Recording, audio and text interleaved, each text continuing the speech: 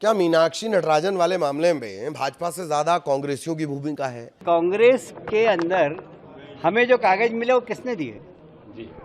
कहाँ से आए हमारे? तेलंगाना से। कहाँ से आए भाई? क्या कांग्रेसियों की आपसी कलह मीनाक्षी की दावेदारी को ले डूबी?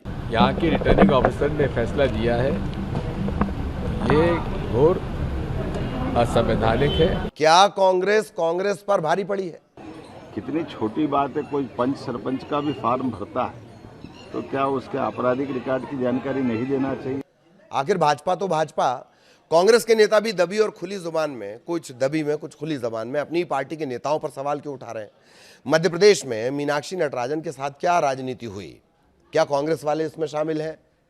क्यों ये क्वेश्चन मार्क लग रहा है? इस पूरे रायते के बाद एक अधिकारी की फाइल भी खंगाली जा रही है। कौन है वो, क्या है वो, और वो कौन सा केस है जो इस पूरे रायते, जो कि स्लैंग लैंग्वेज में कहा जाता है रायता या भसड़ की बुनियाद बना है? पहले जरा इन लोगों को सुन लीजिए, ये रिएक्शन सुन लीजिए। भारतीय जनता पार्टी लोकतंत्र पर विश्वास रखती है।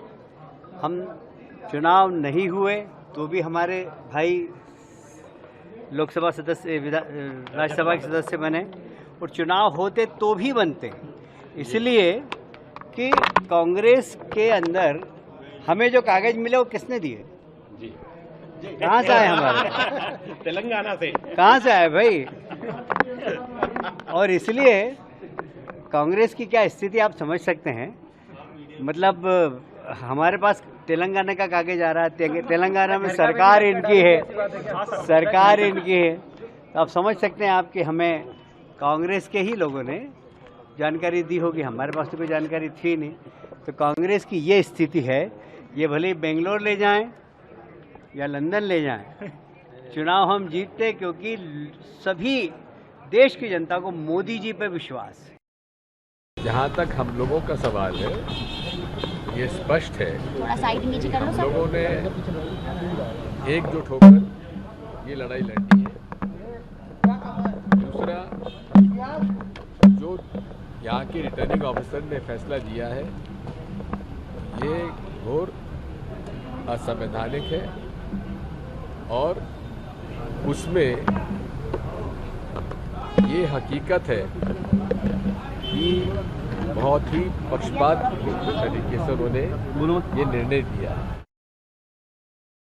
देखो, कांग्रेस ने जान करते हार के डर से षड्यंत्र पूर्वक उनके प्रत्याशी के फॉर्म में गलती रखी, क्योंकि ये सीट पर कई सारे कांग्रेसियों की नज़र थी। जब उनको सीट नहीं मिली तो ये खेल बिगाड़ने का काम कांग्रेसियों ने किया। कितनी छोटी बात है, कोई पंच सरपंच का भी फॉर्म भरता है तो क्या उसके आपराधिक रिकॉर्ड की जानकारी नहीं देना चाहिए? नमस्कार, मैं ललित प्रजापति। मध्य प्रदेश से तीसरी राज्यसभा सीट के लिए पार्टी उम्मीदवार मीनाक्षी नटराजन, कांग्रेस की उम्मीदवार मीनाक्षी नटराजन, उन्हें जिताने के लिए कांग्रेस कमर कस के मैदान में उतरी। तगड़ा झटका लग गया। लड़ाई से पहले ही वो मैदान से बाहर हो गई। नामांकन की जांच में नटराजन का पर्चा खारिज हो गया।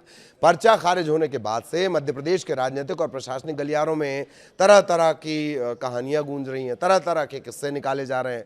हड़कंप तो खैर मचा ही हुआ है। अब नई पुरानी कई फाइलें खंगाली जा रही हैं, खोली जा रही हैं, उनके तस्मे यानी फीते खोले जा रहे हैं और उन फीतों को फंदे की शक्ल में इस्तेमाल किए जाने की तैयारी है। मीनाक्षी कह रही हैं कि उनके साथ राजनीति हो गई, इसमें बीजेपी का हाथ है। तो क्या वाकई उनके साथ राजनीति हो गई और उसमें कांग्रेस की क्या ज़्यादा भूमिका है?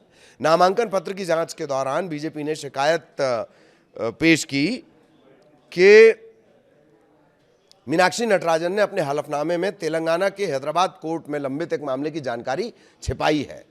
इस शिकायत को संज्ञान में लेते हुए पर्यवेक्षक ने नटराजन को कारण बताओ नोटिस जारी कर शाम तक उनसे जवाब मांगा। जवाब और तथ्य पेश हुए। पर्यवेक्षक कांग्रेस द्वारा पेश किए गए पर्यवेक्षक जो थे, जो कांग्रेस ने जवाब दिया, उससे पर्यवेक्षक संतुष्ट नहीं हुए और उन्होंने नामांकन पत्र को निरस्त कर दिया। मीनाक्षी नटराजन का पर्चा खारिज होने के बाद मध्य प्रदेश सरकार के मंत्री और भाजपा के सीनियर लीडर हैं कैलाश विजयवर्गीय, वो कह रहे हैं कि न्याय की जीत हुई।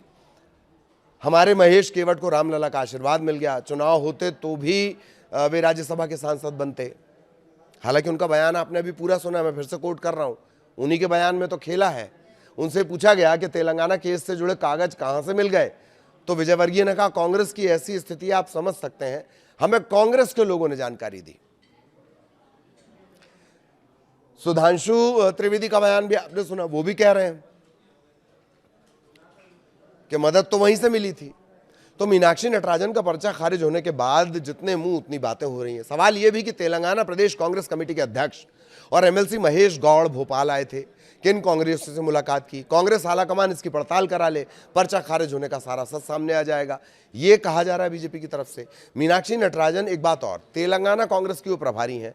हैदराबाद की कोर्ट का नोटिस ही पर्चा निरस्त होने का आधार भी बना है। यह नोटिस भारतीय न्याय संहिता की धारा 223 के अंतर्गत दिया गया।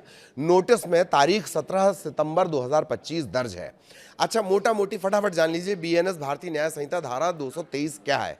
भारतीय न्याय संहिता धारा 223 उन लोगों पर लागू होती है जो किसी लोक सेवक, पब्लिक सर्वेंट द्वारा जारी किए गए वैध आदेश का उल्लंघन या अवज्ञा करते हैं। मोटा मोटी ये कंसेप्ट है। अब वापस खबर पर आते हैं। मीनाक्षी नटराजन का पर्चा खारिज होने के बाद राज्यसभा चुनाव में जो निर्वाचन अधिकारियों और मध्य प्रदेश राज्य विधानसभा के प्रमुख सचिव अरविंद शर्मा को लेकर भी फाइलें खुलने लगी, कहानियां बाहर आने लगी, तरह तरह की बातें हो गई।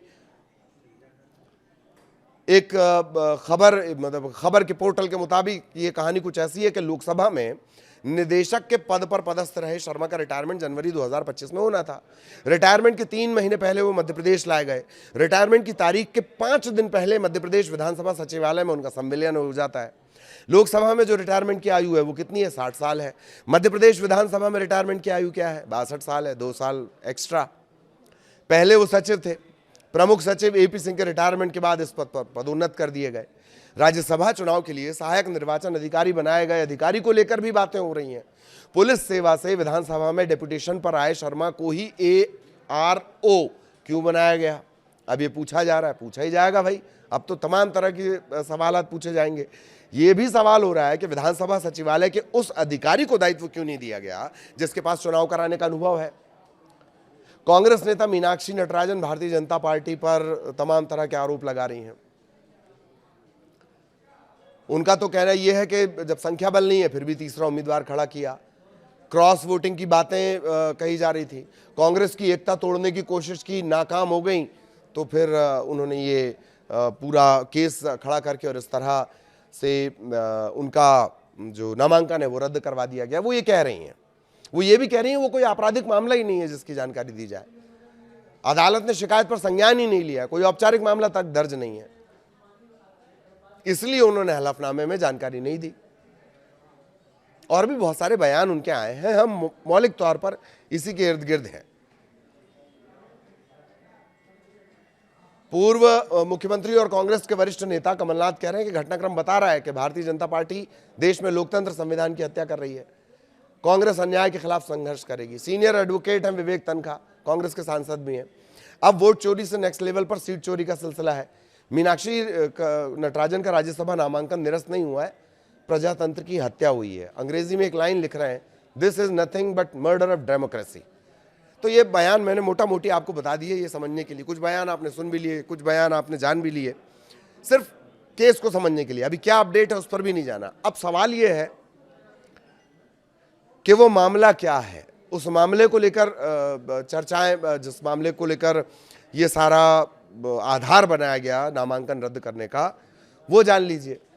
तेलंगाना की प्रभारी है मीनाक्षी नटराजन, उनके खिलाफ एक दिलचस्प मामला जुड़ा हुआ है। एक पूर्व कॉर्पोरेट एग्जीक्यूटिव श्रीलता की निजी शिकायत से जुड़ा हुआ है।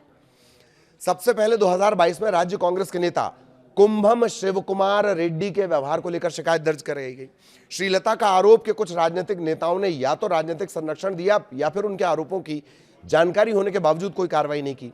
शिकायत में पार्टी पदाधिकारियों द्वारा परेशान करने, छेड़छाड़, धमकी देने और कोई कार्रवाई न करने के आरोप शामिल थे। एक टीवी रिपोर्ट के मुताबिक श्रीलता ने 2022 में आरोपी कुंभम शिवकुमार रेड्डी के खिलाफ हैदराबाद पुलिस से संपर्क किया। सबूतों की कमी के चलते मामला बंद कर दिया गया था। सूत्रों के हवाले से खबर यह है कि हैदराबाद और बेंगलुरु में उनके बाद की निजी शिकायतों का भी निपटारा कर दिया गया। नटराजन का नाम तो बहुत बाद में आता है इस केस में। 2025 में श्रीलता ने हैदराबाद के नामपल्ली स्थित चौथे अतिरिक्त मुख्य मेट्रोपॉलिटन मजिस्ट्रेट अदालत में एक याचिका दायर की। मीनाक्षी नटराजन को चौथे आरोपी के तौर पर नामजद किया गया था। शिकायतकर्ता के अनुसार उन्होंने रेड्डी द्वारा कथित उत्पीड़न का मामला मीनाक्षी नटराजन के सामने भी उठाया। इस समय वो तेलंगाना में कांग्रेस संगठन से जुड़ी हुई थी। आरोप यह भी लगाया गया कि कांग्रेस के संविधान में अनुशासनात्मक कार्रवाई के प्रावधान के बावजूद संबंधित नेता के खिलाफ कोई कार्रवाई नहीं की गई। तो मीनाक्षी नटराजन का नाम 2025 की बाद वाली शिकायत में आया, ना कि 2022 की पहली शिकायत में। याचिका स्वीकार करते हुए अदालत ने प्रतिवादियों को नोटिस जारी किया और नटराजन ने अदालत के नोटिस का जवाब भी दिया। अब सवाल यह कि क्या वो आरोपी भी है या नहीं है।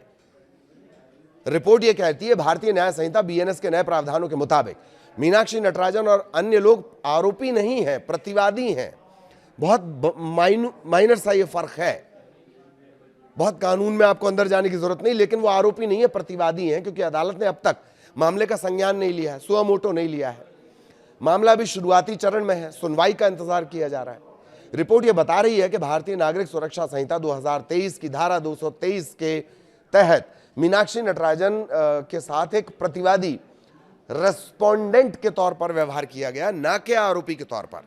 यह धारा आपराधिक मामलों में शिकायतकर्ताओं और गवाहों की जांच पड़ताल से जुड़ी है। इसमें पुरानी सीआरपीसी की धारा 200 की जगह रिप्लेस हुई है। पुरानी जो 200 थी आईपीसी सीआरपीसी के दौर में, वो बीएनएस की 223 है।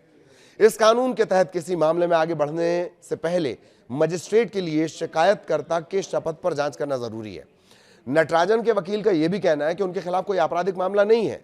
उन्होंने तर्क दिया कि जो ये आरोप हैं एक निजी याचिका के जरिए लगाए गए थे, अदालत ने कोई प्रतिकूल निर्देश तक जारी नहीं किया है। चूंकि यह मामला भी आपको जानना चाहिए कि आखिर वो क्या मामला था जो इतना बड़ा आधार बन गया कि राज्यसभा चुनाव में उस नोटिस का जिक्र ना करने या उसकी जानकारी न देने पर नामांकन ही रद्द कर दिया गया। क्या इसमें आगे होगा, क्या नहीं होगा, लेकिन दो बड़े मार्के के सवाल हैं। एक तो जो मामला आपको जान लेना चाहिए कि क्या वो मामला था, इस तरह के जो मामले थे, एक जो नेता हैं उन्हें तो अपना मुख्यमंत्री पद इस मामले में छोड़ना पड़ा है। कर्नाटक से जुड़ा हुआ था, उमा भारती से जुड़ा हुआ था। तो यहां तो मामला दूसरा है, यहां आरोपी भी नहीं बनाया गया है, एक बात। और दूसरी बात कि आखिर वो दस्तावेज, अगर हम कहा जा रहा है, दावा किया जा रहा है कि दिग्विजय भी इस तरह की बातें कर रहे थे कि कांग्रेसियों ने इनपुट मुहैया करवाए। कैलाश विजयवर्गीय तो साफ साफ कह रहे हैं कि हमें तो कांग्रेसियों ने ये दिए हैं। फिर जो एमएलसी हैं, कांग्रेस के जो एमएलसी हैं जो तेलंगाना से आए थे, वो किससे मिले, क्या उन्होंने जानकारियां दी? सुधांशु त्रिवेदी भी यही कह रहे हैं। तो मीनाक्षी दूसरों से ज्यादा क्या अपनों का शिकार हो गई हैं? यही तो बड़ा सवाल है।